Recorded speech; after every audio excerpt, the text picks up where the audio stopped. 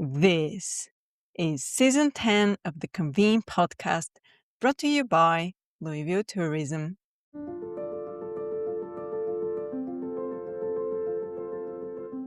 In this season finale, we're diving into an important conversation about inclusivity, wellness, and event design.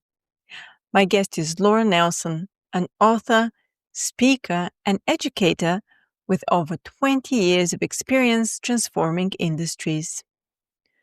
Laura is the founder of Front Office Rocks, Vice President of AI Training and Development at Mango Voices, and co-founder of Sober Life Rocks, a movement advocating for sober-friendly choices in professional settings. Laura shares why alcohol-heavy networking can unintentionally exclude attendees, how planners can create more inclusive experiences, and practical steps to balance socializing with wellness. We start now.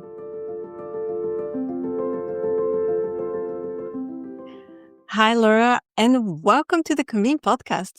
I'm excited to be here. Thank you. What inspired you to create Sober Life Rocks and write the inclusive event planner, and why now? So I, in my day job, am a speaker. I travel to lots of conferences. I've been doing it for 20 years, going to events, going to the evening events, and partaking in all of the normal activity around conferences. And in 2020, I stopped drinking, and it was right before COVID. So, I stopped drinking in January, COVID hit in March, and the world shut down. And so when I stopped drinking, I didn't have the pressure of, having to go to restaurants in order or go to an event and all of the alcohol that flows at these things. But the couple of years after COVID, when I got back on the road and started speaking again, I started going to the events. And not that, I was necessarily triggered in the sense of like, oh no, I can't be around alcohol. But I saw it from a different perspective. I would speak all day at the conference, and then I'd be looking forward to the evening event because that's when I could connect with attendees and really get to know people. And, we go into a conference room or to a bar or whatever, and we all stand around and everybody's drinking. And, the first hour is fine, but then it gets just kind of like people are on their second or third drink. And I found myself going back to my hotel room early many nights where before I would stay out and be part of the conversation. And so that's really where things kind of started spurring in my head. I was a couple years of doing this, and I was on my way back to my hotel room one night, and I am a creator in my normal world. And so what I had done when I got sober was I started a TikTok channel where I was talking about my sober journey, because stopping drinking is, there's challenges to it, right? No matter where you are on the spectrum, alcohol use disorder. And so I had a TikTok channel, and somebody stopped me that I knew I'd known for years in the lobby of the hotel and said, I saw you on TikTok and you're part of my sober journey. And initially my heart dropped because I thought, oh no, like somebody in my industry knows I'm sober. Like, oh no. And then I thought, that's the problem. Like, what does it matter, right? This is my decision to drink or not drink. And he said he was 6 months sober, and I was one of the people that he followed to help him, guide him through this.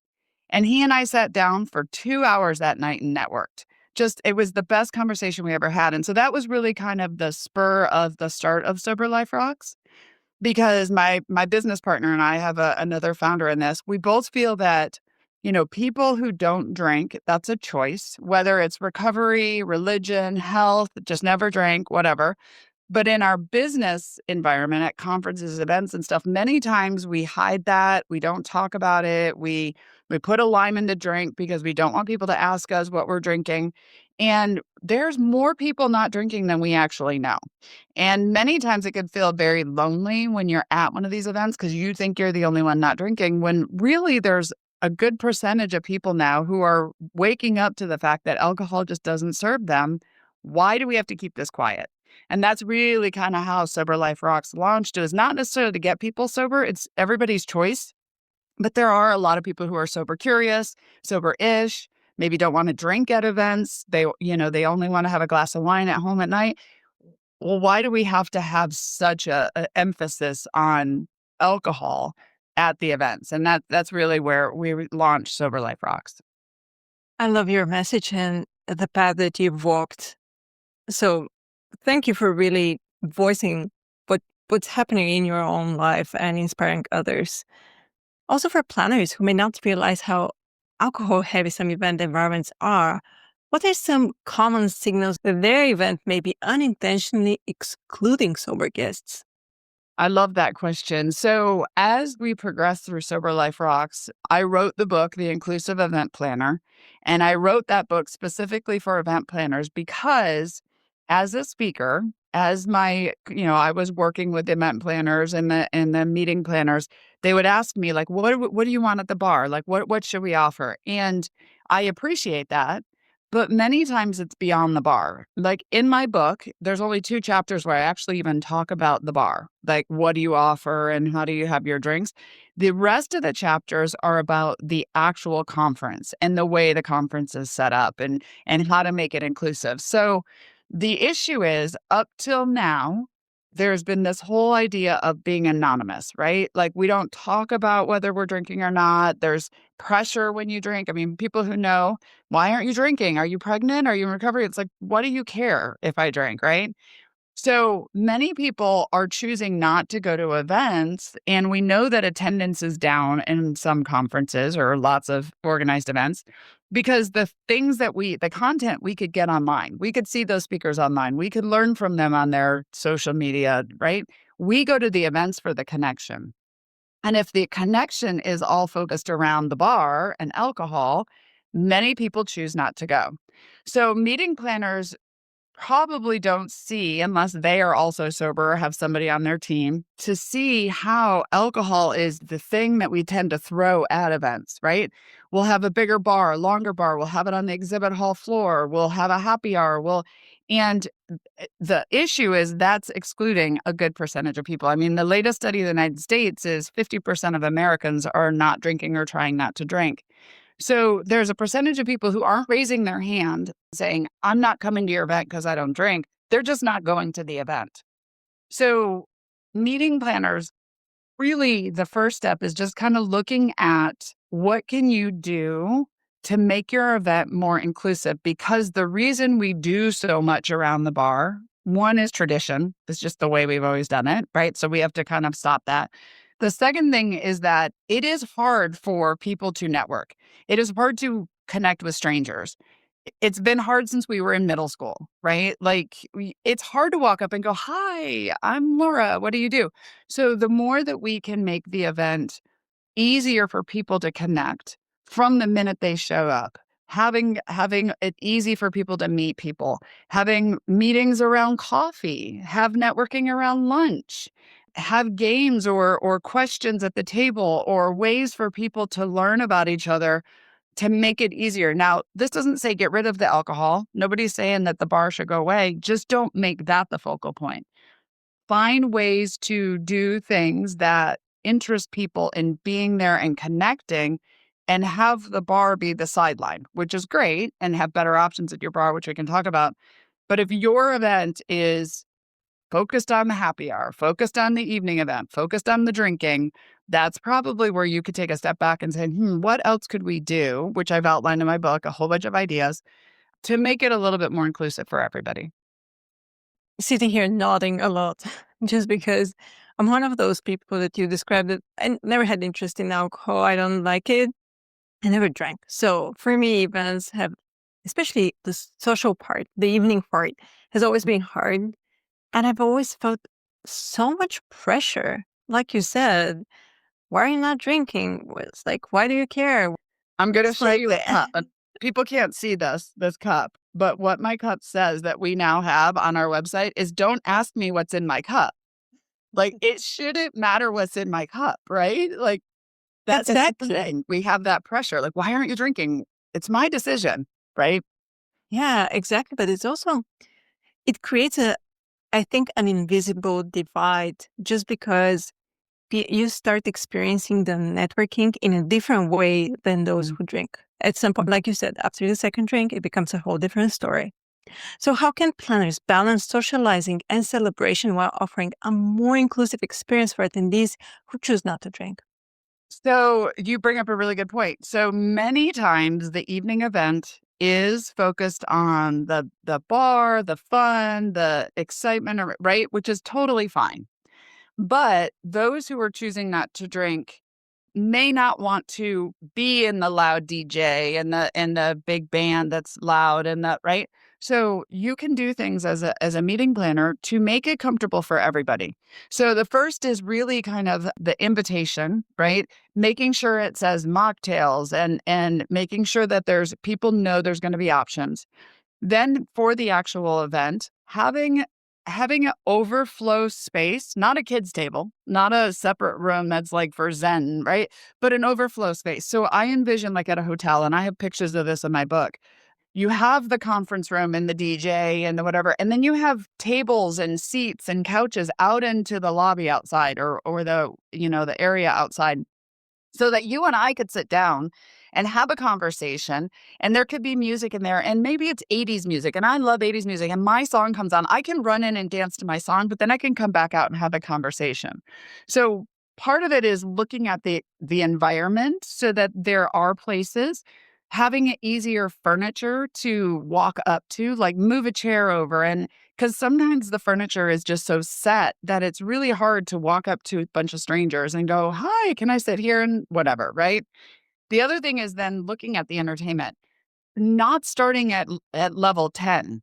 Like, start at level 4 for the first hour, then level 5, right? So have it become, because over time, those who are drinking may wanna stay out longer and be louder and stuff, that's fine. But in the beginning, let's include everybody. So ramping up the entertainment, and then the other thing is really around the entertainment. Like, I was just at an event recently that followed my guidance, and they really did an amazing job because they went from party, party, party the year I was there to afterwards. What they did is they had a comedian for the first hour. Then we had like an 80s cover band for the next 2 hours. And then at 10 o'clock, they had Tito's Vodka had a club, but everybody got to be involved and then decide when they wanted to go. So thinking about those kind of things to make it easier for people to want to stay and be involved and listen to the comedian or do the karaoke or find things that make it fun and connection versus yelling over the noise, right? And putting everybody standing around the bar just holding drinks and talking. Yeah, or trying to balance a glass and a small plate Right. and Yeah. have a conversation. Yep. I mean, Yeah. Yep. The other thing too is, and for those that are thinking about this, because a lot of times you and I kind of mentioned this earlier before we started recording, you don't see it until you see it, till you're part of it, right? And so some of it is, since I've been on the side of not drinking, I notice that people use the drink to, when they're using the alcohol because they're helping themselves network, right? It's like a social lubricant. It's the currency of connection. Once you get that drink in your hand, you haven't even taken a sip, but you feel more courage, right? You have the drink. So make it easy for everybody to get a drink in their hand without a big production, like have mocktails, have alcohol-free versions of what everybody's drinking, because it's really not about the elixir that's inside of the drink. It's really about we want to be just included with everything else, right? So that's where it comes down to what do you offer and having the right option so people feel like they're seen and included. have you seen practical, handy ways of informing attendees in advance about the options, and not making it awkward? Mocktails, I don't know how it is all over the world, but mocktails is an easy way to say mocktails and cocktails, right? Social hour, something where it's just clear that you are identifying and seeing the people who don't drink. Another thing would be to make networking options not just in the evening. Have a networking option over coffee or when people arrive to your conference or a lunch event when people can see, if you like for you, for example, like if you're deciding to go to an event and you see that there's options to go in the morning and meet people and walk into an event and know people versus waiting till the evening, it's like a subconscious way to say, hey, we want to give you lots of options to connect. And again, that's why we go. A word from our sponsor. In Louisville, the most powerful moments don't happen at the podium. They happen around the table. Louisville's bourbon and culinary culture is built into the destination experience, helping planners create meetings with unforgettable moments guests actually talk about. From immersive tastings to chef-led storytelling, the F&B experience brings the city to life for attendees. Learn more at gotolouisville.com/meet. Now back to the program. I would add to this that sometimes you're also not as open to meet people in the evening, right? You've spent the whole day learning, engaging with other humans, and at that point, you're just like, okay, can I not have to deal with the loud music, the small spaces, trying to eat, standing up? So yeah, I agree with you 100%. If there were morning options for networking, sign me up. Well, the other thing too is when we go to events, you're going for connection. And the first day, many times you don't know anybody, right? You go to listen to the speakers or go to the things. What if I walked in and you and I met and we knew some friendly faces? And then when I go to the evening event and I can go up and talk to other people that I've met. So we don't have to wait. It could be the afternoon before offer options. Like just start thinking around the fact that we go for connection.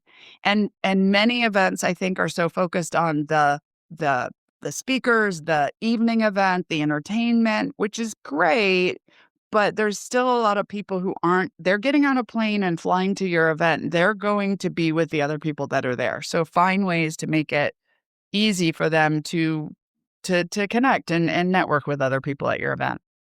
You're right that sober inclusivity is part of broader DEI. How can planners help stakeholders see this as a critical piece of the equity conversation?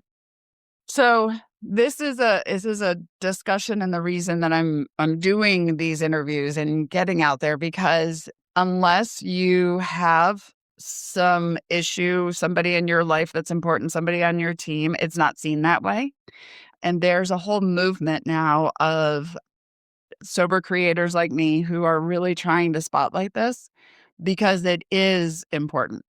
And it is, there's, like I said, as you start to see the amount of people who pop their head up and say, yes, we need more of this, that's really where the spotlighting comes in. I personally am very interested in conferences and events. I have other, peers in this space who are interested in HR and the area of like within your businesses.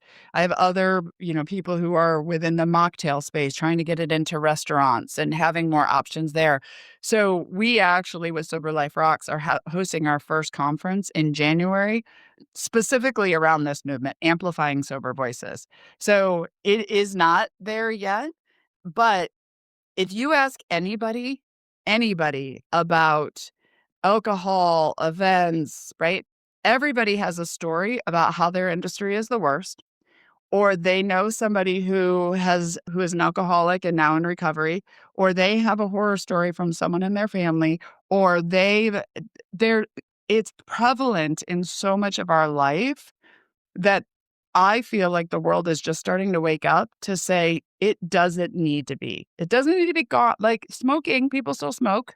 Cigarettes are still here, but we don't see the big billboards anymore that say you're going to be cool if you smoke. We just need alcohol to be put in its place. And by doing spotlighting like this, by talking about it, part of it is the pressure of big alcohol. I mean, meeting planners will know. I mean, there's quotas that hotels and conference centers have to meet when it comes to alcohol. And so a little bit more pushing, I think, is how we're gonna make this change. So I wish it was easier than just, saying something, but it's gonna take a little bit to get through.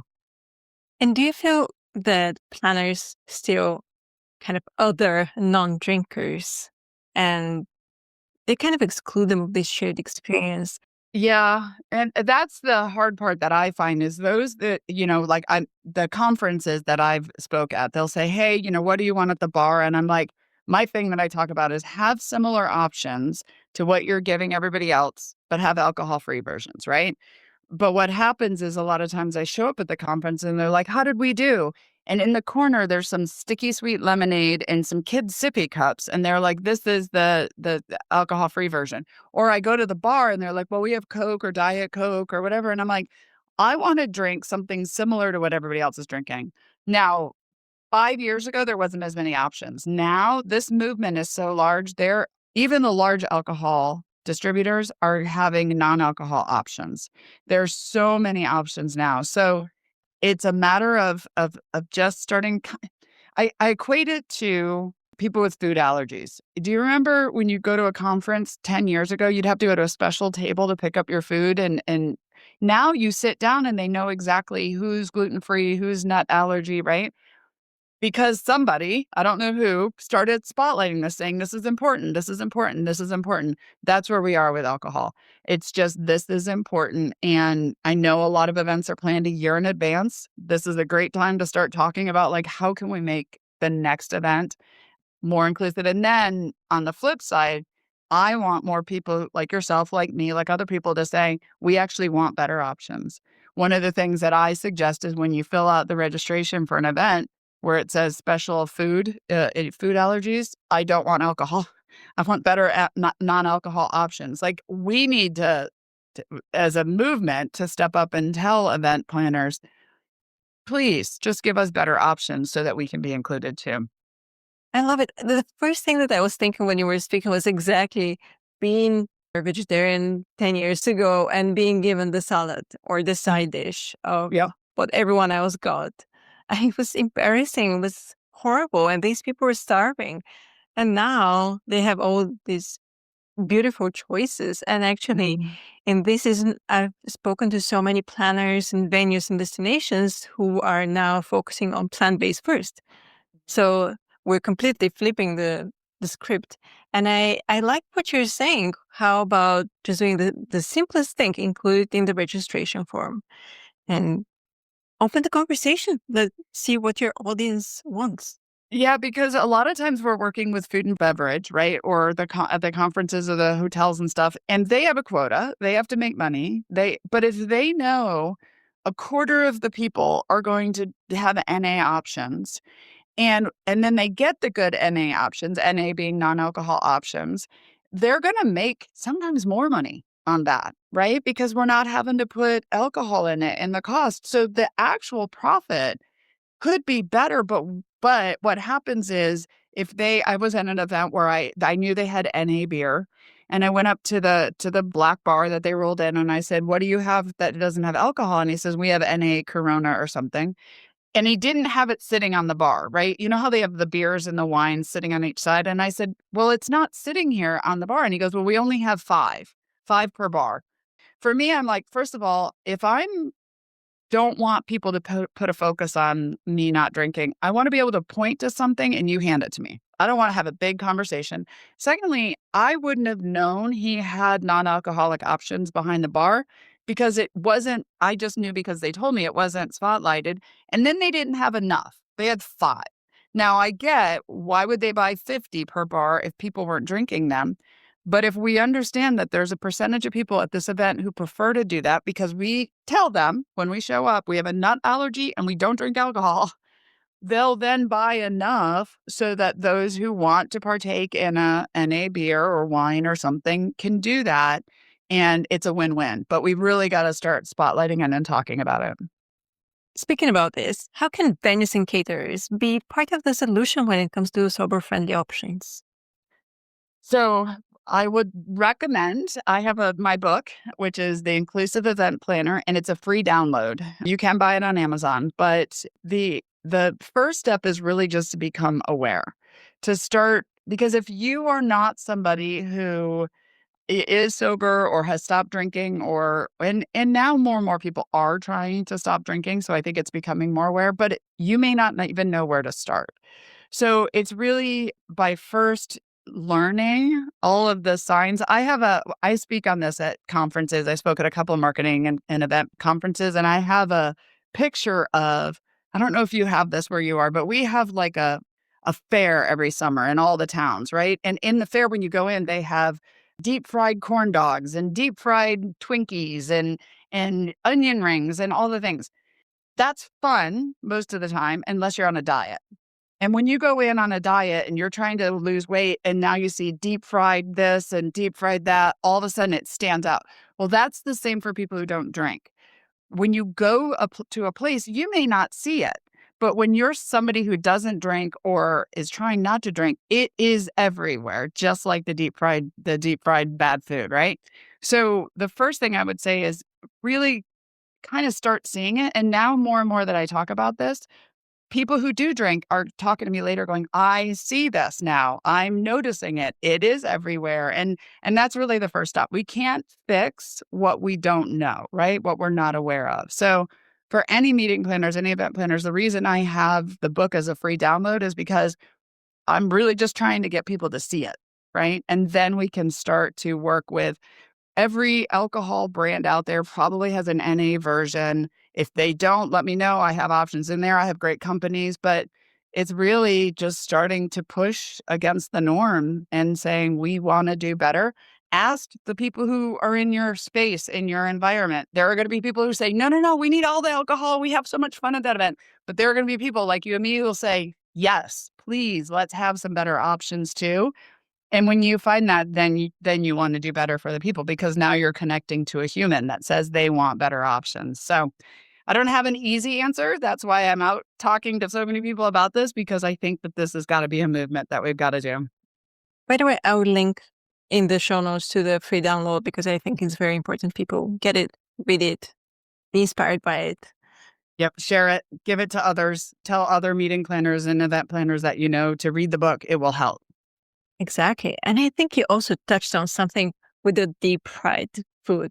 What's the link between sober inclusive design and broader concerns around attendee well-being? There's a big movement towards wellness. I'm seeing lots of conferences that are doing, wellness, and they're having yoga in the morning and all the things, which is great. But there's many, many, many conversations around wellness that are not including alcohol. And I should say alcohol and addictive substances. There are other addictive substances that play a part in this wellness discussion, but alcohol is the most prevalent because alcohol is the one that's everywhere that nobody says to you, oh, you stopped doing cocaine? Why? Like they would say, congratulations, good job. Like, how can we support you? But when you say, I stopped drinking alcohol, they're like, why? Right? So it is definitely a peer pressure drug, which is what it is. So the thing about wellness and health is that we could talk about breath work and yoga and mindset and all of the things. But if you still go at the end of the day home and drown your sorrows or numb your pain in a bottle of wine, it's kind of like a catch-22. It's not, right? So the addiction and alcohol conversation is part of wellness, but it's hard to address because societally, it's normal like if you go to the doctor and they say, what are you drinking? You say a glass of wine a night. They say that's normal. Is that normal? Is that okay? Right? There's lots of research that's showing it's not good for you. So it's hard to have this conversation though, because and there's a great person we have speaking in our event. And he's been talking about this. Andy Ramage is his name. He's actually out of England. And he talks about how, you may be, or society may be drinking and not addicted, right? Not rock bottom, not I have to stop, whatever. But when you do try to stop, you're psychologically connected to it, right? Because it's easier to have that glass of wine at night. It's easier to grab a glass of wine at a networking event. And so when we are psychologically attached to it, that's part of your wellness discussion because alcohol numbs and takes you away from really being present. There's all the reasons that people drink, but if you really are looking to try to be mentally and physically better, you do have to address the alcohol discussion, right? Doesn't mean you have to stop. That's your choice, but you do need to realize that alcohol is part of that discussion. 100% is very socially accepted. So for those planners listening who want to try this at their next event, what are the first steps to do now to get started? So the first thing that I would say is you definitely can reach out to me. I'm here as a this is my passion project. I would say having somebody like myself who doesn't drink to, even if it's just look at your event as a whole, to look at the space, the planning, the evening event, the bars, and just get an outside perspective because we get so trapped in this is the way we've always done it. And it's good to get an outside perspective. The second thing I would say is that really challenging every step along the way to say, are we being inclusive? Is our invitation inclusive? Do we have events where people can network at the beginning or in the middle of the day, not just nearly only at the end? Do we have the right type of space to make it easy for everybody in the evening to stay around and be included and be involved? And then the last thing I would say is start pushing now on having alcohol-free options and you pay the bill. You are the reason that the conference or the hotel is there. They will push back and say, we will have some mocktail sticky sweet thing that we have to push them to say, no, we want NA options or alcohol-free options that are similar to what everybody else is drinking because people want to be included. That's probably the biggest hurdle that I'm finding is that even if people are trying, the hotel or the conference says, okay, great, we have it. And so you check off a box and you say, great, they're going to have something. And then we show up to the event and their alcohol-free option is Coke or lemonade, right? So that's probably the hardest thing that I would start now because there are contracts, there are relationships, there are quotas. And honestly, if this is something that a meeting planner really finds important, if they don't do it right this time, you can go somewhere else. And when enough hotels or conference centers see that people are leaving and going somewhere else because there are better options, then they'll pay. It's about the bottom line. It's about the money. So, and it's definitely going to take a little bit of pushing back, but we can do it. I mean, there's so many good options now. And there's so many people who are waking up in this space that just ask around and there are people who can help guide you. Find some people who are not drinking or trying not to drink and have them be involved in it. If it's an association, reach out to your board and see if your board can support you in this. You know what? Surveying would be really good on that.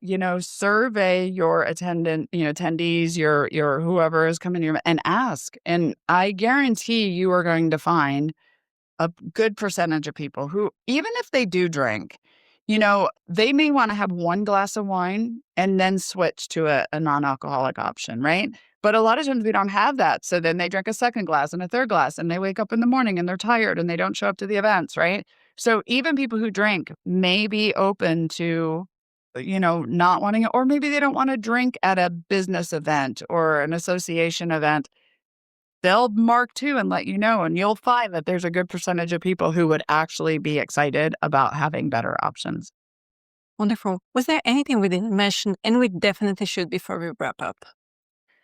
I would say that if you are hearing this for the first time and think, that's interesting, I don't think that's going to happen. It's happening. This movement it's a wave across the globe, luckily.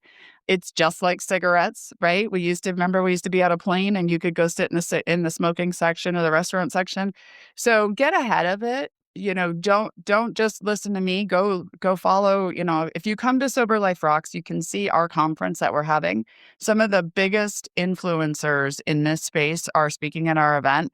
Follow some of them, look around. This is definitely something and get ahead of it. I think that you're going to be happy if you don't ignore this message and you actually get ahead of it. So it's definitely coming. So if you're listening, hopefully I motivated you to really take some action in this because I think every conference that I've talked to I've helped is thankful and grateful that they did it. And so are all their attendees. Thank you so much for the message. It's very important.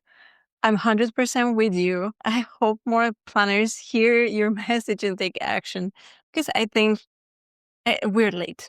We're definitely late. We should have done a 10 years ago. But hey, better now than later. So thank you so much for being on the podcast. Thank you for helping me spread the word.